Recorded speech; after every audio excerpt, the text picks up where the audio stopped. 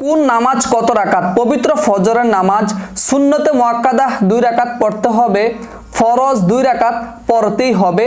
এই হচ্ছে পবিত্র ফজরের নামাজ, মোট 4 রাকাত।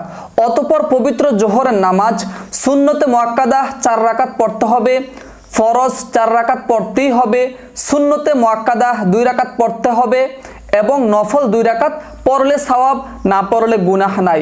পবিত্র জোহরের নামাজ সর্বমোট 12 রাকাত। পবিত্র আসরের নামাজ সর্বপ্রথম সুন্নতে জায়েদা 4 রাকাত পড়লে সওয়াব, না পড়লে গুনাহ নাই।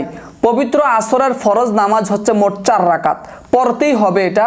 এই হচ্ছে পবিত্র আসরের নামাজ 8 রাকাত। এখন হচ্ছে পবিত্র মাগরিবের নামাজ মোট কত রাকাত? ফরজ 3 রাকাত পড়তেই হবে, সুন্নতে মুআক্কাদা 2 রাকাত পড়তে হবে। অতঃপরে সুন্নত নামাজের পর নফল নামাজ মাত্র 2 রাকাত পড়লে সওয়াব, না পড়লে গুনাহ নাই। পবিত্র মাগরিবের নামাজ সর্বমোট 7 রাকাত। এখন হচ্ছে পবিত্র এশারের নামাজ সুন্নতে জায়েদা 4 রাকাত পড়লে সওয়াব, না পড়লে গুনাহ নাই।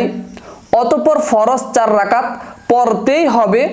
অতঃপর সুন্নতে মুআক্কাদা 2 রাকাত পড়তে হবে এবং বিতর, যেটাকে আমরা বিতরের নামাজ বলি, 3 রাকাত এটা পড়তেই হবে। বিতরের নামাজ হচ্ছে ওয়াজিব, ওয়াজিব নামাজ কিন্তু তরক করা যাবে না। অতএব পবিত্র বিতরের নামাজ যেহেতু ওয়াজিব, এই 3 রাকাত নামাজ আমাদের পড়তেই হবে। এই বিতরের নামাজের পর হচ্ছে পবিত্র নফল নামাজ।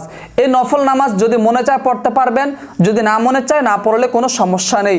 পবিত্র এশারের নামাজ হচ্ছে মোট 15 রাকাত। দর্শক, এই 5 ওয়াক্ত নামাজ সর্বমোট হচ্ছে মাত্র 46 রাকাত। এই 46 রাকাত নামাজের মধ্যে 17 রাকাত ফরজ পড়তেই হবে এবং 12 রাকাত সুন্নত পড়তে হবে। আর বাকি যে 17 রাকাত বাকি রয়েছে সেটা হচ্ছে সুন্নতে জায়েদা ও নফল, পড়লে সওয়াব, না পড়লে গুনাহ নাই।